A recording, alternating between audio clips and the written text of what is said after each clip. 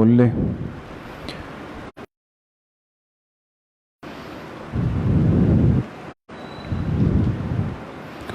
سورۃ الفاتحہ الحمدللہ مکمل ہوئی، اس کا ترجمہ، اس کا موضوع، اس کا خلاصہ اور سورۃ الفاتحہ کی وجہ تسمیہ کہ اس کو سورۃ الفاتحہ کیوں کہتے ہیں، یہ بات بھی آپ کے سامنے آئی۔ اور آخر میں ایک بات ضمناً ہوئی کہ یہ سورت بہت بڑی بابرکت سورت ہے۔ تو سورۃ الفاتحہ تو الحمدللہ پوری ہو گئی۔ اب ہم انشاءاللہ ترتیب تو یہ ہے کہ نصف عامہ پارہ یعنی سورۃ الفجر سے آخر تک پڑھیں گے، لیکن یہ بات مشورے میں طے ہوئی کہ تھوڑی سی مناسبت جوڑنے کے لیے بہتر یہ ہے کہ سورۃ الفجر کے بجائے، چونکہ آخر کی 10 صورتیں جو ہیں عام طور پہ اس کے پڑھنے کا معمول نماز میں زیادہ ہے نا، سورۃ الفیل سے لے کر سورۃ الناس تک، تو پہلے انشاءاللہ اس کو پڑھ لیتے ہیں تاکہ وہ سہولت کے ساتھ سمجھ بھی آ جائے، اور عام طور پہ ساتھیوں کو آخر کی یہ 10 صورتیں زبانی یاد بھی ہوتی ہے، تو پہلے انشاءاللہ یہ 10 صورتیں اس کی تفسیر ترجمہ پڑھ لیتے ہیں اور اس کے بعد انشاءاللہ پھر سورۃ الفجر سے شروع کر دیں گے۔ ٹھیک ہے نا یہ ترتیب انشاءاللہ؟ تو آج انشاءاللہ سورۃ الفیل پڑھیں گے۔ قرآن کریم کی جو آخری 10 صورتیں ہیں وہ آپ کھول لیں، سورۃ الفیل، سب کے سامنے یہ سورت کھل جائے۔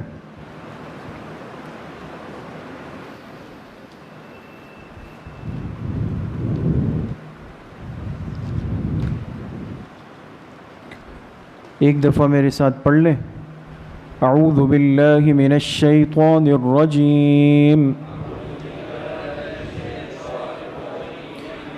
بسم اللہ الرحمن الرحیم، ألم تر كيف فعل ربك بأصحاب الفيل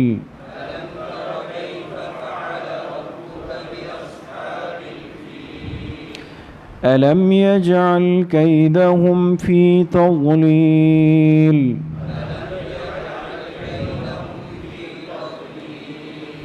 وأرسل عليهم طيرا أبابيل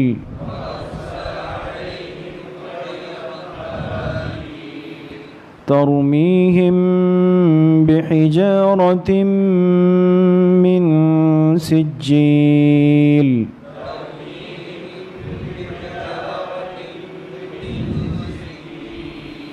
فجعلهم كعصف مأكول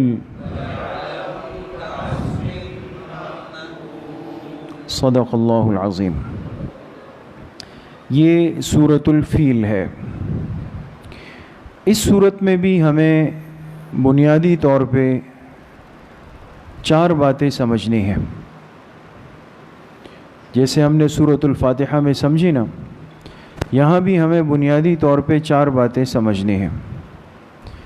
سب سے پہلی بات تو یہ کہ سورۃ الفیل کا ترجمہ انشاءاللہ کریں گے، اس کے بعد اس سورت کی وجہ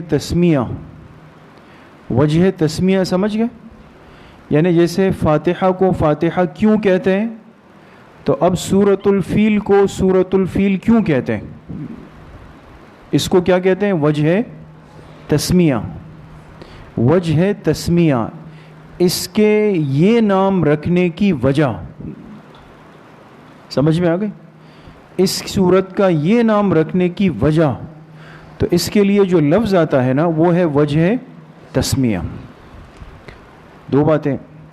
تیسری بات ہم نے سمجھنی ہے کہ اس سورۃ الفیل کا موضوع کیا ہے، اور چوتھی بات کیا سمجھنی ہے، اس سورۃ الفیل کا خلاصہ کیا ہے۔ یہ 4 باتیں تو انشاءاللہ تقریباً ہر صورت میں آئے گی، اس سے آپ اپنی مناسبت قائم کر لیں گے تو سمجھنا بہت آسان ہو جائے گا۔ ترجمہ، ہر صورت کی وجہ تسمیہ، ہر صورت کا موضوع اور ہر صورت کا خلاصہ، یہ 4 باتیں۔ اس کے علاوہ اس صورت کے اندر چند باتیں اور سمجھنے کی ہوں گی جو اس میں ضمناً آئیں گی، ضمناً وہ آپ کے سامنے ابھی واضح ہو جائیں گی کہ ان 4 باتوں سے ہٹ کر ضمناً ہم نے کون سی باتیں اور سمجھنی ہیں. ٹھیک ہے، تو پہلے میں ترجمہ عرض کر رہا ہوں، آپ حضرات پورے غور اور توجہ کے ساتھ سن لیں، سمجھ لیں. جو ساتھی لکھ سکتے ہیں وہ لکھ لیں. بالکل آہستہ عرض کر رہا ہوں. بسم اللہ الرحمن الرحیم. الم تر کیف فعل ربک باصحاب الفیل.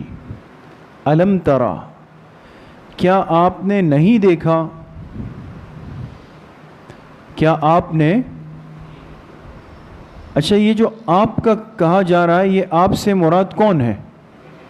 جناب نبی کریم صلی اللہ علیہ وسلم. اس لیے آپ کے بعد بریکٹ میں لکھ لیں حضور صلی اللہ علیہ وسلم تاکہ آپ کے ذہن میں رہے.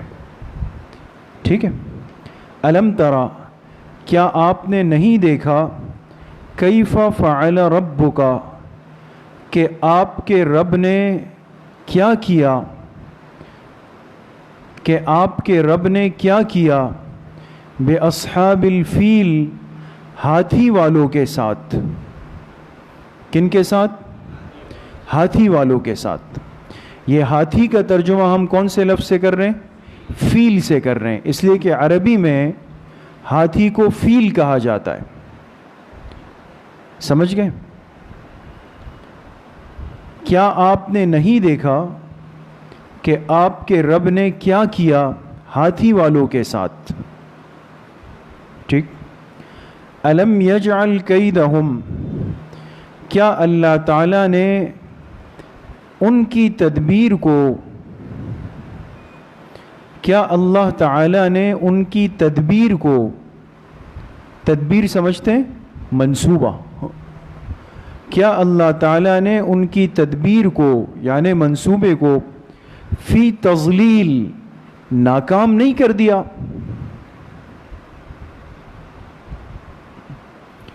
کیا اللہ تعالیٰ نے ان کی تدبیر کو یعنی منصوبے کو ناکام نہیں کر دیا؟ وَأَرْسَلَ عَلَيْهِمْ طَيْرًا أَبَابِيلَ، اور اللہ نے ان کے اوپر بھیجے پرندوں کے، اللہ تعالیٰ نے ان کے اوپر بھیجے پرندوں کے، ابابیل، غول کے غول، جماعتوں کی جماعتیں، جھنڈ کے جھنڈ، کوئی بھی لفظ آ سکتا ہے اس میں نا، سمجھ گئے؟ اور اللہ تعالیٰ نے ان کے اوپر بھیجے پرندوں کے غول، یا پرندوں کی جماعتوں کی جماعتیں، یا پرندوں کے جھنڈ کے جھنڈ.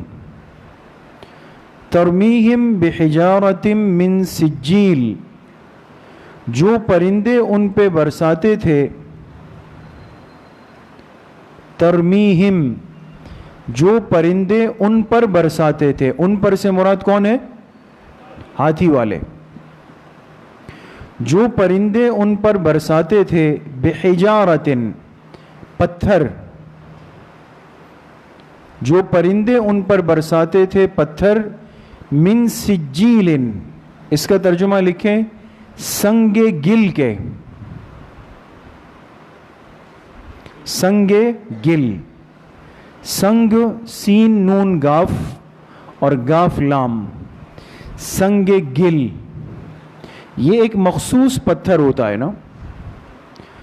ہماری جو اردو تفسیریں ہیں، جو ہندوستان والی تفسیریں ہیں، آپ اس کو دیکھیں گے، اس میں لکھا ہے کھنگر. کھنگر، کاف، دو چشمی ہاں، نون، گاف اور را، یہ لفظ کیا بن گیا؟ کھنگر. سمجھ گئے؟ ہم جب ترجمہ کریں گے، ان پرندوں نے برسائے ان پر پتھر سنگ گل کے، سمجھ گئے؟ اور بریکٹ میں لکھیں یعنی مخصوص قسم کے پتھر. یہ جو پتھر تھے نا، یہ عام پتھر نہیں تھے، بلکہ یہ کیا تھے؟ ایک مخصوص قسم کے پتھر آئے تھے. اور اس مخصوص پتھر کو عربی میں سجیل کہتے ہیں، اور اردو میں اس کو کہتے ہیں سنگ گل. سمجھ گئے؟ فجعلہم کعصف مأکول، پھر ان پتھروں نے ان کو بنا دیا، پھر ان پتھروں نے ان کو بنا دیا، یعنی اس پورے لشکر کو بنا دیا، کعصف مأکول، کھائے ہوئے بھوسے کی طرح۔ پھر ان پتھروں نے ان کو بنا دیا، ان سے مراد کون ہے؟ وہ جو ہاتھیوں والا لشکر تھا، ان کو بنا دیا کھائے ہوئے بھوسے کی طرح۔ ایک تو بھوسا ہوتا ہے نا، ایک آپ دیکھیں جانور بھوسا کھا کے چھوڑ دیتا ہے، بالکل کچرا ہوتا ہے نا، بالکل منتشر ٹکڑے ٹکڑے ہوتے ہیں اور اس طرح بری حالت میں ایک چیز پڑی ہوئی ہے۔ یہ اللہ پاک ان کی تشبیہ دینا چاہتے ہیں، سمجھانا چاہتے ہیں ان کی بدترین حالت سے، کہ جیسے کھایا ہوا بھوسا جو ہوتا ہے اس کو اٹھا کے پھینک دیا جاتا ہے نا، تو ان پتھروں نے وہ بمباری والا کام کیا کہ ان کی حالت یہ ہو گئی جیسے کھایا ہوا بھوسا تھا۔ ترجمہ سمجھ گئے؟ سمجھ میں آ گئی دوستو؟ ٹھیک ہے، یہ ہو گیا اس کا ترجمہ۔ اچھا، یہاں ایک بات آگے بڑھنے سے پہلے ایک سوال آپ حضرات سے۔ یہ سورۃ الفیل جو ہے اس میں ایک واقعے کی طرف اشارہ ہے جو آپ حضرات نے سنا ہے، مشہور واقعہ ہے، میں بھی اس کو انشاءاللہ مختصراً عرض بھی کر دوں گا، آگے آئے گا۔ وہ جو واقعہ ہے وہ جناب نبی کریم صلی اللہ علیہ وسلم کی پیدائش سے کل 50 دن پہلے کا ہے۔ کتنے دن؟ 50 دن پہلے کا۔ اور وہ واقعہ کیا ہے مختصراً بالکل عرض کر رہا ہوں، ساتھی سن لیں، جو لکھنا چاہیں لکھ بھی سکتے ہیں تاکہ آسانی ہو جائے گی۔ بالکل مختصراً، حضور علیہ السلام کی پیدائش سے کتنے دن پہلے کا واقعہ ہے؟ 50 دن، یہ بات یاد رکھیں۔ اور حضور کی پیدائش ہوئی ہے سن 571 عیسوی میں۔ یہ اس وقت کون سا سن چل رہا ہے؟ 2021 چل رہا ہے نا، 2021 ہے نا، اس کو کہتے ہیں سن عیسوی، انگریزی سال۔ حضور علیہ السلام کی پیدائش ہوئی سن 571، 571 عیسوی میں حضور علیہ السلام دنیا میں تشریف لائے۔ آپ کی پیدائش سے کل کتنے دن پہلے کا واقعہ ہے؟ 50 دن پہلے کا۔ حبشہ ایک بہت بڑا ملک تھا، حبشہ جو آج کا افریقہ ہے، اس میں ساؤتھ ویسٹ نارتھ سب شامل ہو جاتے ہیں۔ اس وقت یہ پورا عمومی حبشہ ہے، اور بڑے جو بادشاہ ہوتے تھے یہ مختلف علاقوں میں اپنے اپنے حکمران حاکم طے کرتے تھے، گورنر طے کرتے تھے، جیسے ہوتا ہے۔ تو حبشہ کے بادشاہ کی طرف سے یمن پر ایک حاکم طے تھا۔ کس پر؟ یمن پر۔ اور اس حاکم کا نام تھا ابرہہ۔ کیا نام تھا؟ ابرہہ، الف با را اور ہا، ہا نہیں، ہا، ابرہہ۔ یہ عیسائی تھا، ابرہہ عیسائی تھا۔ یہ دیکھتا تھا کہ لوگ پوری دنیا سے، یمن سے لوگ قافلوں کی شکل میں جاتے تھے، بیت اللہ شریف کا طواف کرتے تھے، اس لیے کہ ایک تو حج عمرے کا طواف کا وہ طریقہ ہے جو اس امت کو دیا گیا نا، وہ تو جناب نبی کریم صلی اللہ علیہ وسلم کی بعثت کے بعد۔ لیکن میرے دوستو ایسا نہیں ہے کہ اس سے پہلے خانہ کعبہ کی کوئی عبادت ہی نہیں تھی۔ طواف تو حضرت آدم علیہ السلام کے زمانے سے چل رہا ہے۔ تو پوری دنیا کے لوگ طواف کے لیے کہاں آتے تھے؟ بیت اللہ شریف، مکہ مکرمہ جاتے تھے۔ اب یہ ابرہہ جو تھا یمن میں، یہ جب دیکھتا تھا کہ بھئی قافلوں کے قافلے جا رہے ہیں، حسد بہت مصیبت اور موذی چیز ہے، اس کو بہت برا لگتا کہ بھئی لوگ کیوں مکہ جاتے اتنا لمبا سفر کر کے۔ اس نے مقابلے میں کیا کیا کہ اپنے ملک جو یمن جس کا یہ حاکم تھا، اس یمن کے ایک خاص شہر صنعاء میں، آج بھی صنعاء کے نام کا شہر یمن میں ہے، صنعاء، صاد نون عین الف۔ اس نے صنعاء میں ایک اپنی طرف سے ایک خانہ کعبہ بنایا، چار دیواری بنائی، اور اس کو خوب مزین کیا، سجایا، اور اس میں طرح طرح کی چیزیں رکھی تاکہ لوگوں کا دل اس طرف آئے نا. اس لیے کہ آج انسانیت کا مزاج ہر زمانے میں یہ ہوتا ہے جہاں چمک دمک زیادہ ہے وہاں رش زیادہ ہے. اس نے بھی یہ کیا. اس کو لگا کہ شاید یہ کچھ کرنے کے بعد لوگ خانہ کعبہ کو چھوڑ کر یہاں آئیں گے، صنعاء آئیں گے. لیکن جب اس نے یہ کیا تو بہرحال اللہ کے حقیقی گھر کا احترام لوگوں کے دلوں میں تھا. یہ بات لوگوں سے برداشت نہیں ہوئی کہ ابرہہ نے یہ حرکت کیوں کی. لہٰذا رات کے اندھیرے میں ایک شخص خاموشی سے گیا اور اس نے ابرہہ کے بنائے ہوئے اس جعلی خانہ کعبہ کے اندر قضاء حاجت یعنی تقاضا کر لیا، تاکہ اس کو احساس ہو جائے کہ بھئی اللہ کا گھر وہ ہے جو تم نے بنایا ہے، یہ بیت الخلاء کے قابل ہے. اس نے اس میں قضاء حاجت کر لی. صبح جب اٹھے لوگ دیکھا جناب اس میں گندگی پھیلی ہوئی ہے. یہ ابرہہ غصے سے پاگل ہو گیا اور اس نے کہا کہ اچھا اس کا اتنا احترام اور میرے بنائے ہوئے خانہ کعبہ کی اتنی بے احترامی. تو اس نے غصے میں آ کے کہا کہ اب تو نہیں چھوڑوں گا، اب جا کے اس خانہ کعبہ کو گراؤں گا. یہ پورا ایک پس منظر ہے. ہاتھیوں کا ایک لشکر لیا اور خود اس کا امیر قائد بن کر آیا.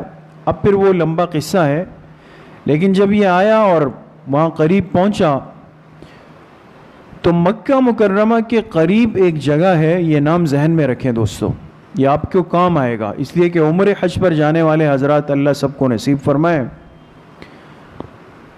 تو مکہ مکرمہ اور منی کے درمیان ایک جگہ ہے، اس کو کہتے ہیں وادی محصر.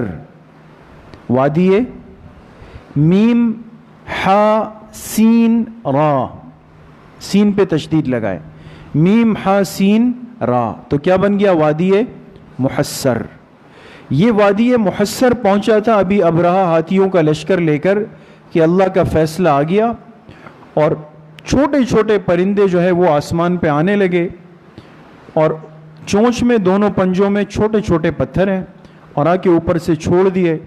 لیکن یہ پتھر سر پہ لگتے تھے اور نیچے سے نکلتے تھے اور ان کو بھس بنا دیتے تھے. ایسا تھا کہ جیسے کہ ایک بمباری ہو گئی ان کے اوپر. اچھا خود ابرہہ اس میں نہیں مرا ہے دوستو، یہ بات بھی یاد رکھیں. پورا لشکر تباہ ہوا، ہاتھی ہلاک ہو گئے، ابرہہ نہیں مرا اس میں. اس کو اللہ پاک نے بچایا تاکہ یہ نشان عبرت بنے. یہ صورتحال دیکھ کر یہ واپس بھاگا، لیکن راستے میں ہی اس کے پورے جسم پر دانے آنا شروع ہو گئے. اور جب یہ اپنے ملک پہنچا تو اتنا بدنما بن چکا تھا کہ لوگ اس کو دیکھ کر گھن کرنے لگے، کوئی اس کے قریب نہیں آ رہا. چنانچہ ایک کمرے کے اندر گیا اور اسی حالت میں اس کی روح نکل گئی، برے انجام سے دو چار ہوا. یہ تو ہے اس صورت کے پیچھے ایک پس منظر، ٹھیک ہے نا. ہاتھیوں کا لشکر لانے والے حکمران کا نام کیا تھا؟ ابرہہ. یہ کہاں کا حاکم تھا؟ یمن کا. اور یہ آیا کہاں تک پہنچا تھا؟ وادی محصر پہ آیا اور یہاں آ کے فرشتوں نے نہیں پرندوں نے کنکر پھینک کر اس کو تباہ کر دیا. اب اصل یہ بات اس لیے عرض کی کہ اب آپ سے ایک سوال پوچھنا ہے کہ یہ واقعہ جو ہوا، ابرہہ کا لشکر ہلاک ہوا، یہ حضور علیہ الصلوۃ والسلام کی پیدائش سے پہلے ہے یا بعد میں؟ کتنے دن پہلے؟ 50 دن.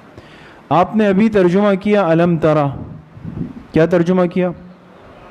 کیا آپ نے نہیں دیکھا؟ میں نے اسی لیے آپ سے پوچھا تھا کہ آپ سے مراد کون ہے، تو آپ حضرات نے فرمایا کہ جناب نبی کریم صلی اللہ علیہ وسلم. تو کیا حضور علیہ الصلوۃ والسلام اس واقعے کے وقت تھے؟ نہیں تھے نا. اس کے 50 دن بعد آپ کی ولادت ہوئی ہے. اور اللہ پاک کیا پوچھ رہے ہیں؟ کیا آپ نے نہیں دیکھا؟ یہ انداز تخاطب کب ہوتا ہے؟ جب انسان نے ایک چیز دیکھی ہوتی ہے نا، کہتے ہیں آپ نے اس کو نہیں دیکھا، وہ وہاں پہ یہ کام کر رہا تھا، مطلب یہ کہ آپ نے دیکھا ہے. حضور علیہ الصلوۃ والسلام سے اللہ پاک فرما رہے ہیں کیا آپ نے نہیں دیکھا؟ حالانکہ حضور علیہ السلام تو اس وقت دنیا میں تشریف ہی نہیں لائے تھے، تو کیسے دیکھا ہے؟ نہیں سمجھے سوال سمجھ میں آ رہا ہے دوستو؟ اشکال سمجھ میں آ رہا ہے؟ یہ اشکال یہاں پہ ہو سکتا ہے. تو ہمیں یہ جگہ سمجھنی ہے، اس لیے میں نے آپ سے عرض کیا کہ ان 4 باتوں کے علاوہ ہمیں ضمناً کچھ باتیں سمجھنی ہیں. اور ایک ضمنی بات اب آپ کو یہ سمجھنی ہوگی کہ یہاں پر لفظ آیا ہے ترا، علم ترا. ترا سے ہی آپ نے ترجمہ کیا، کیا آپ نے نہیں دیکھا؟ ترا کے معنی آتے ہیں دیکھنے کے، دیکھنے کے. سمجھ میں آ گئی؟ تو پہلے اس مسئلے کو میرے خیال میں حل کر لیتے ہیں تو تاکہ آگے چلنا آسان ہو جائے. یہاں تھوڑی سی علمی بات، لیکن آپ حضرات انشاءاللہ بآسانی سمجھ جائیں گے. ترا کے معنی کیا آتے ہیں؟ دیکھنا. یہ جو دیکھنا ہے، دیکھنا ہوتا ہے، اس کو عربی زبان میں کہتے ہیں رؤیت. کیا کہتے ہیں؟ رؤیت. پریشان نہیں ہو، رمضان کا چاند نظر آتا ہے نا، کون سی کمیٹی اعلان کرتی ہے؟ رؤیت ہلال. اب تو نہیں بھولیں گے نا، اس پہ لڑائی ہو جاتی ہے. رؤیت ہلال، ہلال کہتے ہیں چاند کو، رؤیت کہتے ہیں کس کو؟ دیکھنے کو. ٹھیک ہے. اب ہے لفظ رؤیت. عربی میں رؤیت کہتے ہیں دیکھنے کو، دیکھنے کو. یہ رؤیت 2 طرح کی ہوتی ہے. کتنی طرح کی ہوتی ہے؟ 2 طرح کی. ایک ہے رؤیت بصری. بصر کہتے ہیں آنکھ کے دیکھنے کو. کس کے دیکھنے کو؟ یہ ہے رؤیت بصری. وہ چاند کمیٹی والے جو ہوتے ہیں، وہ جب ابھی بینک پلازا کے اوپر بیٹھتے ہیں تو چاند دیکھنے کے لیے وہ کیا کرتے ہیں؟ رؤیت بصری کرتے ہیں، آنکھوں سے دوربین لگا کر دیکھ رہے ہوتے ہیں. یہ کہلاتا ہے رؤیت بصری. ایک قسم رؤیت کی ہوتی ہے، وہ کہلاتی ہے رؤیت علمی. رؤیت علمی. رؤیت علمی کا کیا مطلب؟ ایک بات اتنی مشہور ہو گئی کہ گویا آپ نے دیکھی ہے. مثال کے طور پہ ایک مثال دے رہا ہوں. آپ کو ساتھی ملیں گے، بھئی ہمارے علاقے کا ماحول بہت خراب ہو رہا ہے. ایک مثال دے رہا ہوں، ٹھیک ہے نا. کسی علاقے کا نام لیں، جی فلاں علاقے کا ماحول بہت خراب ہو رہا ہے، جگہ جگہ منشیات ہے، جگہ جگہ چرس ہے، جگہ جگہ یہ ہے، یہ ہے، یہ ہے، یہ علاقے کا ماحول خراب ہو رہا ہے. ٹھیک ہے. یہ بات آپ کے علم میں بھی ہے، ان کے علم میں بھی ہے، سب تعلیم دین کورس والے ہمارے سب ساتھیوں کے علم میں ہے کہ جی فلاں علاقے کا ماحول دن بدن خراب ہو رہا ہے. سمجھ گئے؟ لیکن آپ بتائیں، کیا آپ میں سے ہر ساتھی نے اس علاقے کی ہر گلی کو دیکھا ہے؟ نہیں دیکھا ہے نا، نہیں دیکھا ہے نا. حالانکہ بہت سارے احباب ایسے ہیں جو کئی سالوں سے یہاں رہتے ہیں، 30 40 سال سے، لیکن وہ بھی نہیں کہہ سکتے کہ ہم نے پورا علاقہ دیکھا ہے. لیکن اس کے باوجود یہاں ایک مجلس مثال کے طور پہ ابھی لگی ہوئی ہے، میں بات کر رہا ہوں اور میں آپ سے کہہ رہا ہوں، کیا اب سب ساتھی دیکھ نہیں رہے کہ علاقے کا کیا ماحول بن رہا ہے؟ آپ کہتے ہیں ہاں دیکھ رہے ہیں، حالانکہ آپ لوگوں نے علاقہ دیکھا ہے نہیں دیکھا. لیکن آپ ہاں کیوں کر رہے ہیں؟ یہ بات آپ کے علم میں ہے. جو واقعہ علم میں آ جائے، علم میں آ جائے اور اتنا مضبوط ہو جائے کہ اس میں کوئی شک شبہ نہیں ہو کہ یہ جھوٹ ہے، تو وہ ایسا ہے جیسے آپ نے خود جا کے اپنی آنکھوں سے دیکھا ہے. حالانکہ دیکھا نہیں ہے، صرف آپ کے علم میں ہے. اس کو کہیں گے رؤیت علمی. اب آپ سمجھ گئے ہیں تو مجھے جواب دیں کہ علم ترا کے اندر جو رؤیت ہے، یہ رؤیت بصری ہے یا رؤیت علمی ہے؟ رؤیت علمی ہے. اس لیے کہ جناب نبی کریم صلی اللہ علیہ وسلم تو آپ تشریف نہیں لائے تھے، لیکن جب تشریف لے آئے، یہ واقعہ عرب میں اتنا پھیلا ہوا، مشہور اور عام تھا کہ ہر دوسرے آدمی کی زبان پر تھا، سب جانتے تھے. جب آپ علیہ السلام بڑے ہونے لگے تو آپ نے بھی یہ واقعہ سنا، اور اتنا مشہور، مستند، پکا تھا کہ اس میں کوئی جھوٹ کا شائبہ نہیں تھا، آپ کے علم میں تھا. اس علم کی بنیاد پر اللہ نے آپ کو مخاطب کر کے کیا فرمایا؟ علم ترا. سمجھ گئے؟ سمجھ میں آ گئی بات دوستوں؟ اب تو پریشانی نہیں ہوگی. تو کبھی رؤیت ہوتی ہے بصری اور کبھی رؤیت ہوتی ہے علمی. سورہ فیل کی پہلی آیت میں جو رؤیت ہے وہ ہے رؤیت علمی. سمجھ گئے؟ اتنا کافی ہے۔ السلام علیکم ورحمۃ اللہ۔